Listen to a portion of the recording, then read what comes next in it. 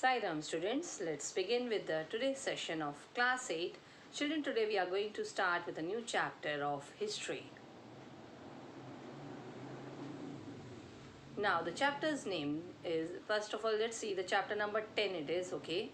And the chapter's name is India After Independence. Now what we are going to learn in this chapter, let's see the content of this. In this chapter, children, it is like after independence, what happened, then that has been shown. So the main topics that we'll be covering in this chapters, these are given here. First of all, a new and divided nation. Then a constitution is written. Then the next topic, how were states to be formed. Then planning for development. Then the last topic in this chapter is the nation 60 years on. So these are all the important topics that we will be covering in this chapter, that is India after independence. Now let's begin with today's topic, a new and divided nation. Why it is called as a new? See, because after independence we got our India, okay, it's a new nation for us. But divided, because already it is like division was there in that. Now let's understand the topic, the new and the divided nation, why it has been called like that. See, when India became independent, that as you all know very well, when India became independent, on Independence Day we celebrate on 15th of August, right? India got independence on 15th August 1947. So when India got the freedom, right, when India became independence in the month of August, that is 1947, but along with the freedom, it also faced a series of the challenges. Now, in this chapter, you will see about that also. It faced a series of very great challenges. Not only challenges, but very great challenges. So, let's see what were the challenges faced by our nation, India.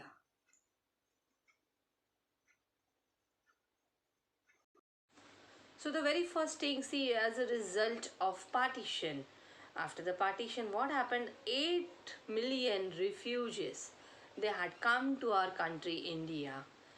See, it was divided now, recently we call it as Pakistan. From that, 8 million refugees, they came to our country, India. This happened at the time of partition. So what happened with this? See, if 8 million people will come to your country, definitely they need to be accommodated somewhere, right? So what was the reason here now? See, there was the problem. One more problem was there. See, this is what first problem you saw about the 8 million refugees. And the next problem now here, these people had to found some jobs or some homes are to be given to them. But apart from that, by the time that problem is to be solved, another problem was there, that there was the princely states. Princely states means the states where the Rajas, Nawabs, Maharajas, they were ruling. They were having the hold, okay. So each ruled by a Maharaja or a Nawab, and each of whom had to be persuaded to join the new nation. So they need to be convinced in some way to join the new nation, India. Otherwise, what will happen if they have their small states in between, within the country only? They have their own Maharajas, their own Nawabs. This cannot be done in that way, right? Because everywhere the same policies, same things should happen in all over India, in the nation, that is in the new nation, our country, India.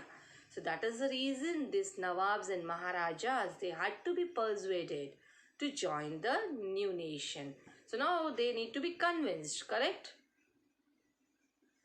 Then another problem was, see, in the longer term, what happened? See, the problems of the refugees and on a princely state, that was there, had to be addressed or had to be solved immediately, right? But along with that, another one more problem.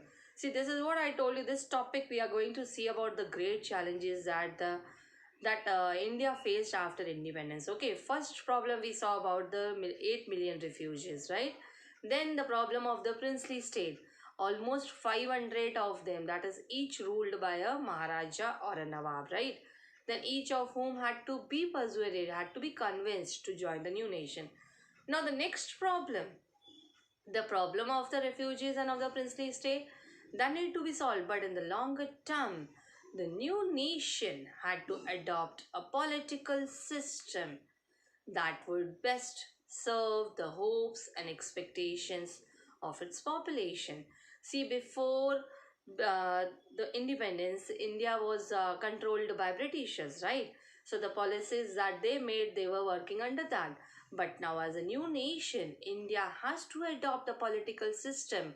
Some system is to be made that would serve to whom that should serve, that should serve the expectations as well as the faith, hopes of its population, right?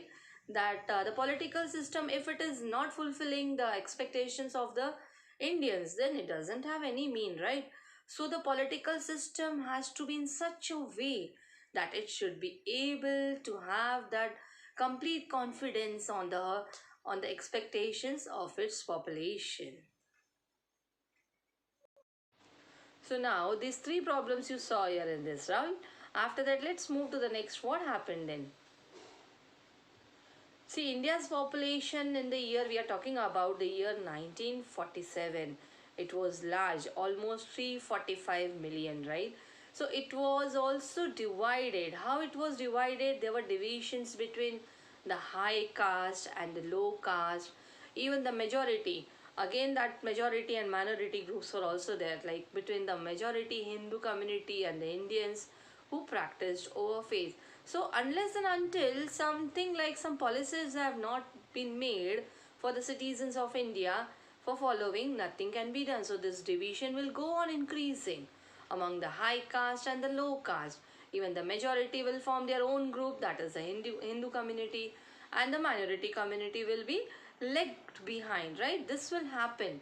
And for practicing over faiths, like the practicing over the cultures of the religions that they have, they need to have some principles for that, right?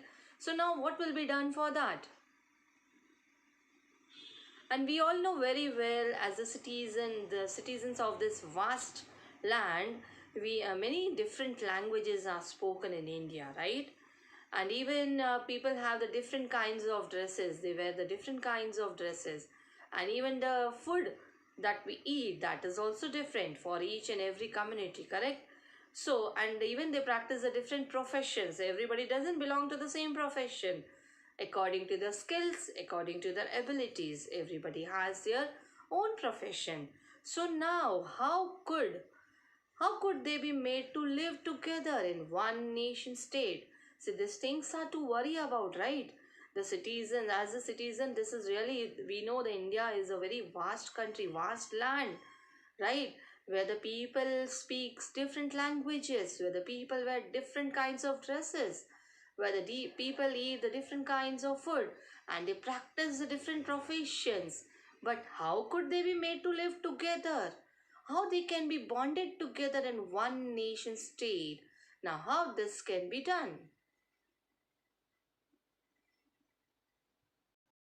Then the next problem to the problem of unity was added, that the problem of development.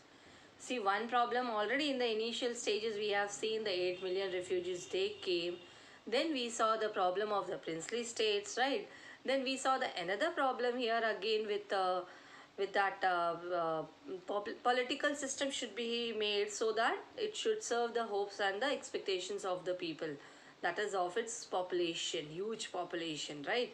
Then along with that, we saw the India's population also, the people with different culture, people with different dress system, with different kinds of food, with different languages. Again, there was a problem with that, how they can be accommodated together in one nation state. Now, to this, along with this many problems, one more problem of development was also added to that. Then at independence, the vast majority of Indians lived in the villages. Then what happened there? The farmers and the peasants, they depended on the monsoon for their survival. So, did the non-farm sector of the rural economy, for it the crops failed? If the crop, because see, they were totally dependent on the monsoons, correct? If the crops failed, if the monsoon is not proper, the crops, even the cultivation will not be proper. The crops that have been sown will be wasted. So even the other professions will depend on them, that is barbers, carpenters, weavers, and even other service groups would not get paid for their services either. So all these sectors were connected to each other. farming sector, okay, farming and the non-farm sector, they are connected to each other. If farming is done well, definitely the non-farm sector will also be benefited from that. But here now, the farmers, they were totally dependent on the monsoon for their survival, and non-farm sector, that were they were dependent on the rural economy. Even they were dependent on the farmers, right? So this was again the problem here now. So how this, like, now we are going to learn about the problems only. We will see the solution of that also in the future, this upcoming topics. Then what happened in the cities? See, in the cities also, the factory workers, they lived in crowded slums. Crowded slums, you understand very well. Slums also you know very well, right? But they have very little access to education and the healthcare facilities. As they were living in the crowded areas, the access to education, many were not able to get the education also, and even the basic healthcare facilities were not available. So what happened here now? Now we can say clearly the new nation, right, had to lift its masses out of poverty. Masses means the people, those who live in villages here. They have to lift them out of poverty. How they can be lifted? What are the solutions to just bring them out of that poverty? By increasing the productivity of agriculture and by promoting new job creating industries. See, these are the solutions that can be applied so that the masses can be they can be brought out of poverty. One is by increasing the productivity of agriculture, right? Productivity should be increased. The measure should be adopted in such a way so that the productivity in agriculture should be increased, and by promoting the new jobs opportunities, the new jobs and the new promotions should be given in the industries also. Those who are involved in farming, they will be getting benefit by the productivity of agriculture. Those who are in non-farm sectors, they will be getting opportunities by through industries, right? So they will be getting benefited in both the ways. But then unity and development, we know these things, this had to go hand in hand. These two things cannot be separated from each other. See, unity is there, then only we can say we can achieve the development. If we want to have the development, definitely the Indians need to have, the community need to have the unity among themselves, right? So if the divisions between the different sections of India were not healed, if the divisions among the high and high caste and the low caste and all these divisions, if it is not healed up, like if it is not settled down, they could result, what will be the result of it? They could result in violent and costly conflicts. That is high caste fighting with low caste, Hindus with Muslims on the basis of religion, and so on. So all these things need to be balanced properly. If we need, that is the reason unity and development has to go hand in hand. That cannot be separated.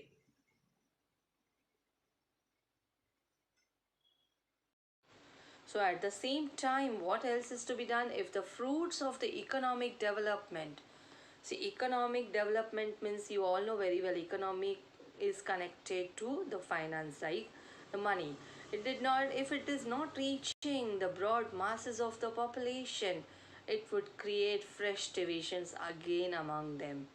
Because they, if they are to be lifted from the cycle of poverty, the masses are to be lifted from that poverty, so the fruits of the economic development should reach the broad masses of the population.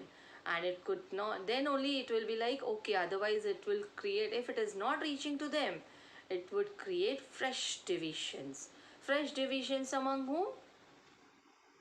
For example, we can say the division will be created between the rich and the poor, between the cities and the countryside, that is the cities and the villages, then between the regions of India, like some regions that are prosperous and some regions they are lagging behind in the prosperity. So there will be the differences among them, the divisions among them, divisions among the rich and the poor, between the cities and the countryside, even between the regions of India that were prosperous and the regions that were lagged behind. So these differences will continue if the proper like if that divisions between the different sections of India is not healed properly, that will create many more divisions still after that then.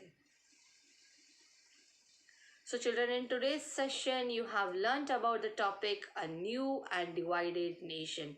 Here we saw the great challenges that faced by the new nation, that is India, right?